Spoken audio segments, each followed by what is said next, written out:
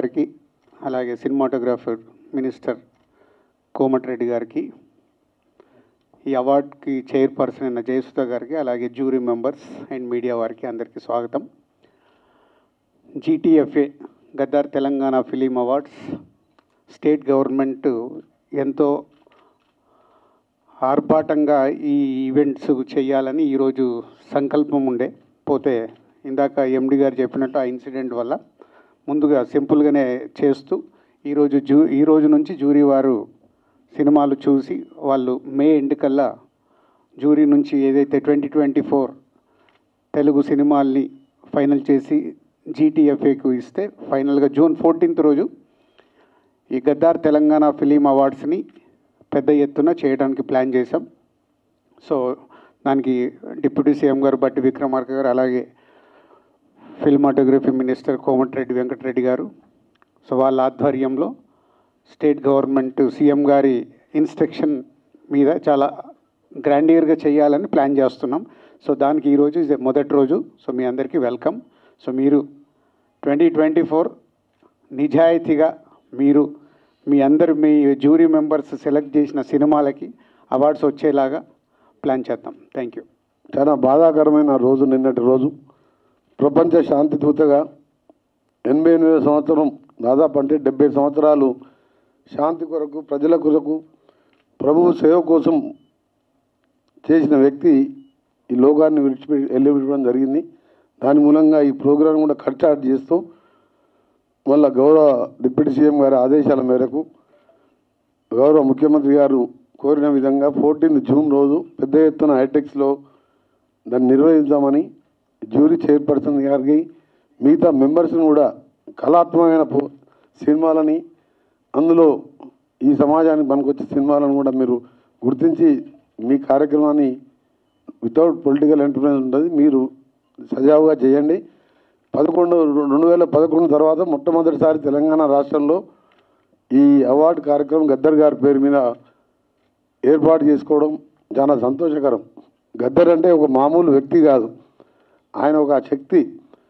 అట్టడుగు ప్రజల నుంచి తెలంగాణ ఉద్యమం వరకు పేద ప్రజల కోసం పోరాటం చేసిన వ్యక్తి కాబట్టి ఎవరైనా విమర్శలు చిన్న చిన్నవి వచ్చినా వారి పేరు మీద నిలవకపోవాలని ఒక నిర్ణయం తీసుకున్నాం మేము. అందుకనే గౌరవ డిప్యూటీ సీఎం గారు ప్రత్యేకసార్లు ఎన్నో మీటింగ్ పెట్టి ఈ కార్యక్రమాన్ని ముందుకు తీసుకుపోతున్నాం. తప్పకుండా మనం 14 ప్రోగ్రామ్ సక్సెస్ చేసుకొని ముందు కూడా తెలుగు చలనచిత్ర రంగాన్ని హైదరాబాదులో అన్ని విధాలుగా ప్రోత్సహించడానికి మా ప్రభుత్వం సిద్ధంగా ఉందని తెలియజేసుకుంటూ మరొకసారి పోప్ ఫ్రాన్సిస్ గారికి నివాళులు అర్పిస్తూ ప్రభు ఆశ వారికి ఆత్మకు సంతృప్తి కలవాలని కోరుకుంటూ ముఖ్యంగా ఉంటాయి. ముందుగా ఇప్పుడే కోమటిరెడ్డి వెంకటరెడ్డి గారు చెప్పినట్టుగా పోపు గారు పరమపదించారు కాబట్టి వారి ఆత్మకు శాంతి చేకూరాలని చెప్పి మనం ఇప్పటికే మౌనం పాటించాం. అట్లాగే మనం అందరం కూడా వారు చూపించినటువంటి మార్గాన్ని గమనంలో తీసుకొని ప్రపంచ శాంతి కోసమై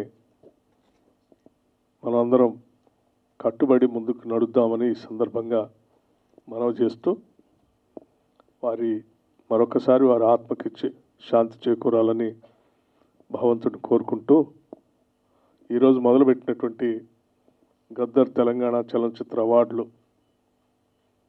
ఇవి మన రాష్ట్రం ఏర్పడిన తర్వాత మొట్టమొదటిసారి ఏర్పాటు చేసుకున్నటువంటి కార్యక్రమం ఇది. ఉమ్మడి రాష్ట్రంలో 2011లో ఆగిపోయినటువంటి అవార్డులు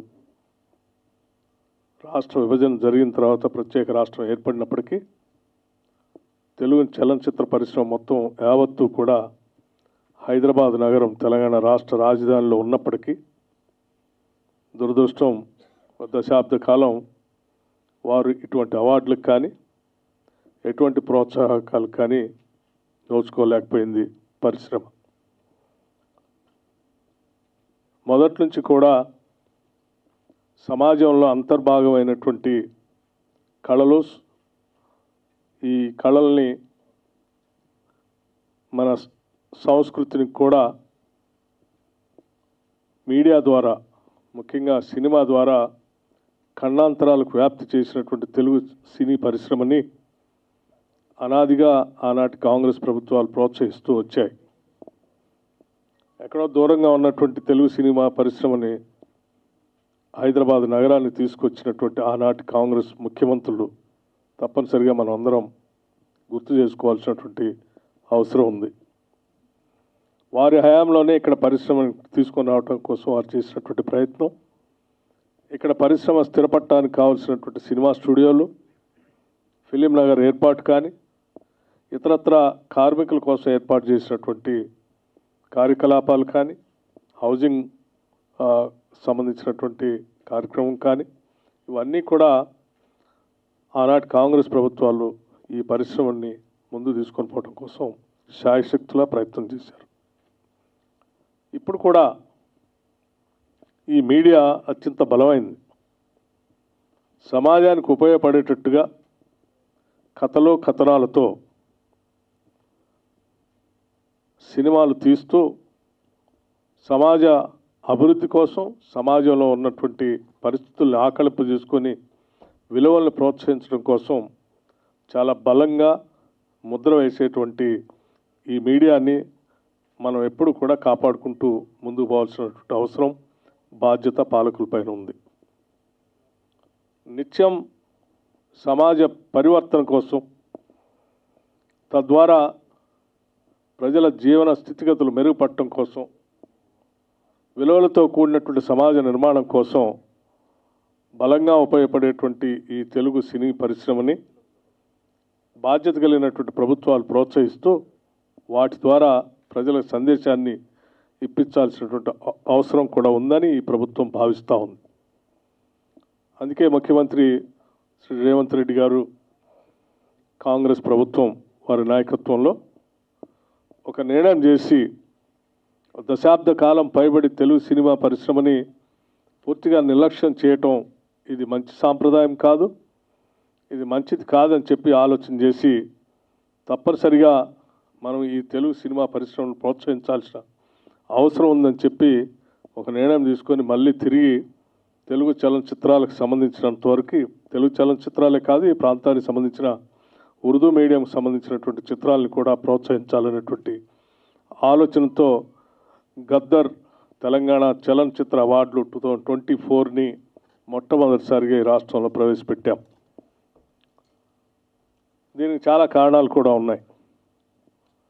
గద్దర్ తెలంగాణ చలనచిత్ర అవార్డులు అనంటే తెలంగాణ సంస్కృతి, తెలంగాణ గుండె చప్పుడిని తన కళల ద్వారా విశ్వవ్యాప్తం చేసినటువంటి మహానుభావుడు గద్దర్.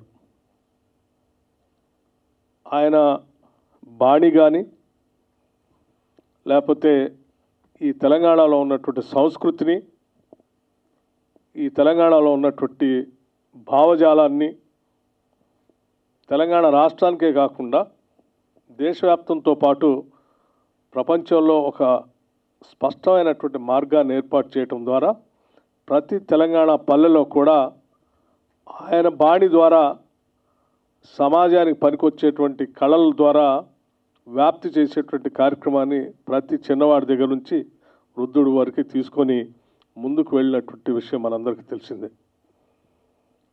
ఒక శతాబ్దానికి ఒక మనిషి అటువంటి వాళ్ళు పుడతారు.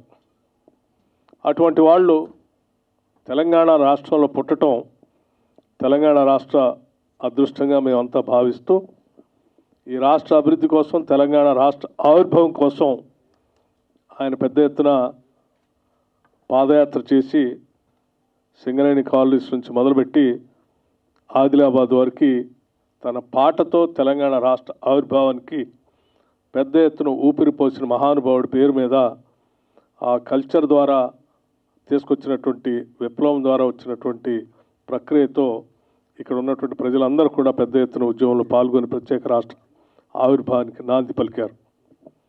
అటువంటి వ్యక్తి పేరు మీద ఈ కళలకు పుట్టినిల్లైనటువంటి హైదరాబాద్ నగరంలో ఉన్నటువంటి తెలంగాణ తెలుగు చలనచిత్ర పరిశ్రమని పూర్తిగా పెద్ద ఎత్తున ఈ దేశంలోనే కాదు ప్రపంచంలో కూడా ఎంత పెద్ద ఎత్తున సినిమా అవార్డులు చేసుకుంటారో అంతకంటే గొప్పగా హైదరాబాద్ నగరంలో చేయాలనేటువంటి ఆలోచనతోనే ఈ రాష్ట్ర ప్రభుత్వం చాలా స్పష్టంగా ఉంది.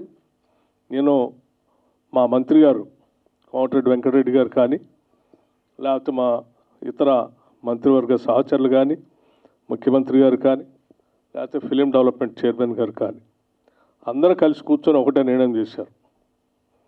నా భూతో నా భవిష్యత్, హైదరాబాద్ నగరంలో జరిగేటువంటి చలనచిత్ర సంబంధించినటువంటి అవార్డులు ప్రతి దగ్గర మాట్లాడుకోవాలి. ఎక్కడ అలా జరగాలి అని చెప్పి మిగతా వాళ్ళు దీని గురించి మాట్లాడుకోవాలి. ఆ స్థాయిలోనే ఈ ఫంక్షన్ కూడా ఉండాలని, దానికి కావలసినటువంటి అన్ని సహాయ సహకారాలు రాష్ట్ర ప్రభుత్వం ద్వారా అందిస్తామని వారు చాలా స్పష్టంగా ప్రభుత్వం తరఫున ఇప్పటికే చెప్పడం జరిగింది. ఈ జరిగేటువంటి ప్రక్రియలో ఎటువంటి భావబంధాలకి లేకపోతే రాగద్వేషాలకు అతీతంగా ఈ జ్యూరీలో సినిమాలను మీరు సెలెక్ట్ చేసి సందేశాత్మకమైనటువంటి సినిమాలతో సమాజానికి ఉపయోగపడేటువంటి కార్యక్రమాన్ని ముందుకు తీసుకొని పోయే ప్రక్రియలో సెలక్షన్ కూడా అంత ట్రాన్స్పరెంట్గా చేయాలని, తద్వారా అందరినీ ప్రోత్సహించడానికి ఉపయోగపడుతుందని చెప్తూ చలనచిత్రాలతో పాటు చాలా మిగతా అవార్డులు కూడా ఇందులో పొందుపరిచాం. వ్యక్తులుగా చలనచిత్ర పరిశ్రమకి గొప్ప పేరు తీసుకొచ్చినటువంటి మహానుభావులు అందరినీ కూడా వాళ్ళ పేరు మీద కూడా ప్రత్యేక అవార్డులు ఇందులో పొందుపరిచి వారి పేరు మీద కూడా అవార్డులు ఇచ్చే కార్యక్రమాన్ని చేపడతా ఉన్నారు.